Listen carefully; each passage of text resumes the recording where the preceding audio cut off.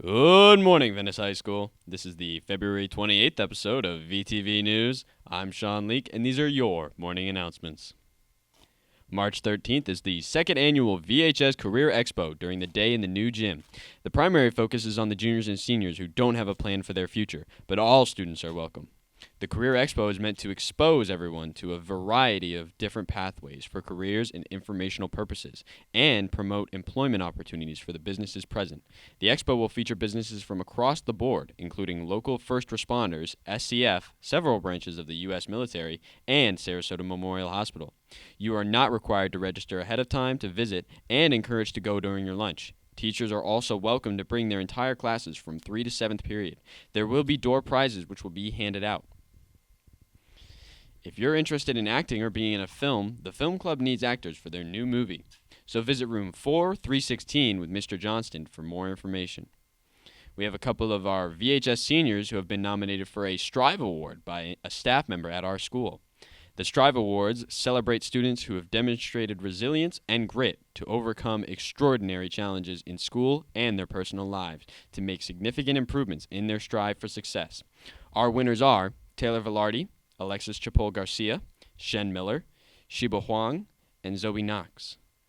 Our musical programs have been working hard getting superiors across the board. And for those who don't know, a superior is the highest achievement a musical program can get. So make sure to congratulate them. Hey guys, I'm Mr. Dombrowski here at Venice High School, and I just want to go over a few reminders for you to make sure that we have a smooth transition going into graduation. Number one, be helpful for both you and our faculty is when you arrive at school, remember, put your ID around your neck so that we can get through that open gate quickly. No one's late for class, and it makes it a lot easier on all of us. So try to remember that. Also, here's a helpful hint. Put your ID next to your cell phone because I know you don't forget your cell phones at home. So if you put your ID there, you'll have your ID and it won't cost you $5. Next thing we need to talk about is the bathrooms. It seems to get a lot of crowded, 2,600 students. Remember, one person to a stall. We're getting people that go, multiple people in a stall. It's going to lead to a behavior consequence, and we don't want to do that. So try to get in there, be respectful, and let everybody get a chance to use the bathroom. Last but not least for this week, the lunchroom. Please make sure you clean up your tables. Remember, we stay in our seat till the bell rings. Be respectful, and when the bell rings, you move on to your next class. So that's my tips for this week.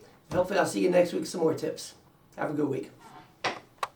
The advanced theater classes will be performing their play Junie B. Jones, Toothless Wonder, today. The play is directed by one of our own students, Delaney Lockwood. There is one school performance for over 900 invited elementary students and one public performance today, 5 p.m. in the VPAC. Tickets are available on the VPAC website or at the box office. Congratulations to the Venice High School Academic Olympics team for being awarded runner-up at the Sarasota County Academics Olympia finals this week. The team worked hard all season and made VHS proud. The names of this amazing team are on screen now, and we have a special shout-out to team captain Nate Masden, who earned a coveted spot on the Sarasota All-Star team, where he will compete at the state level along with 5 other students from Sarasota County. Hi, I'm Van. And I'm Ava. We love being the choir social chairs. We do! Yes! You should join us on March 12th in the VHS cafeteria for our second school-wide party. We're gonna have pizza, Free pizza. Thank you. And fun games that you can play to win cash prizes. Money. Please join us, guys. Be there or be Square rectangle! A story about twin sisters named Ava and Miriam had a rough start. The Nazis hated them because they were Jewish, and they were taken to Auschwitz concentration camp and survived Joseph Mengele, known as the Angel of Death. How these two sisters survived torture and fear from an evil monster.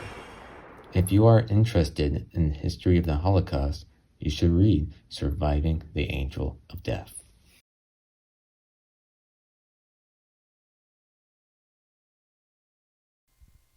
In sports-related news, the boys wrestling team started their road to state tournaments in Kissimmee. Milana Borelli is defending her regional crown, taking down opponents at Strawberry Crest, Dunedin, Brandon, and North Fort Myers, with a bye week this week before she goes to her third state championship. The boys' tennis team is 6-1 on the season and 1-0 in the district. This week they traveled to Gulf Coast on Tuesday and Riverview on Wednesday. The girls are now 6-0 on the season and 1-0 in the district. They follow the boys with a game at Gulf Coast on Tuesday and then at Riverview on Thursday. Last week, the baseball team won 3 times. Tuesday, they won 13-1 against Braden River. Then, they defeated DeLand 10-1 on Friday. Then, again, they beat DeLand 7-0 on Saturday. They traveled to Palmetto on Tuesday. Then, yesterday, they played at home against Jusui. Tonight, they have a game against Oscala. Our softball team is going 2-0 in the current season after beating out Cardinal Mooney in Lemon Bay last week. And they faced Riverview on Tuesday and Port Charlotte on Thursday, where they round out the week against Lakewood Ranch here tonight at 7 p.m. Our track team placed very highly in all the races this past Friday, and we had a new record with our boys thrower team, who set a new record of 50.31 seconds.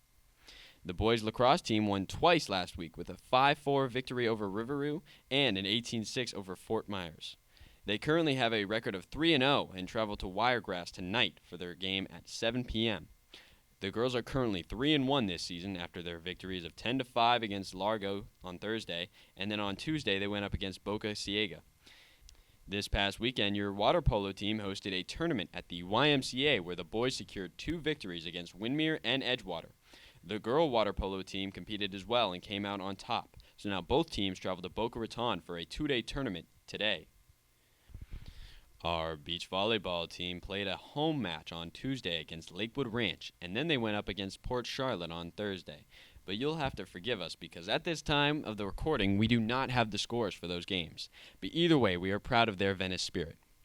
But that will have to do it for this week's episode of VTV News. I'm Sean Leake, and I'll see you next week.